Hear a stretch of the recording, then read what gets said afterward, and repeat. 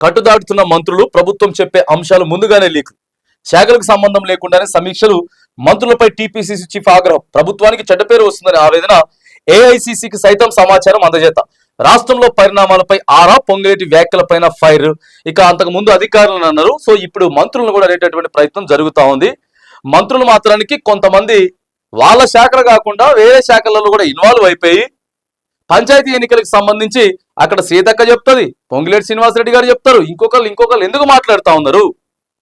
మీ అంశం మీ పరిధిలో ఉన్న దాని గురించే మాట్లాడడం తప్ప అన్ని బూసుకునేటటువంటి ప్రయత్నం చేయకండి అని చెప్పి సో ఇక్కడ మరి అధిష్టాన పెద్దలైతే చెప్తా ఉన్నారు. పొంగిలేటి శ్రీనివాసరెడ్డి గారు ఎందుకు మాట్లాడాలి? మాట్లాడినా కూడా త్వరలో వస్తాయని చెప్పొచ్చు, కానీ వారంలో 10 రోజులు అని చెప్పి ఎందుకు చెప్పాలి? ఇప్పటికే లీకులు అవుతా ఉన్నాయి. ప్రతిపక్షానికి ప్రభుత్వం తీసుకుంటున్నటువంటి నిర్ణయాలు ఏవైతే ఉన్నాయో అక్కడ సమాచారం కొద్దిగా అందుతా ఉంది కాబట్టి మళ్ళా ఇంకా మనమే ఎందుకు దీన్ని ప్రోత్సహించేటటువంటి ప్రయత్నం చేయాలి? చాలా గమ్మునుండాలి.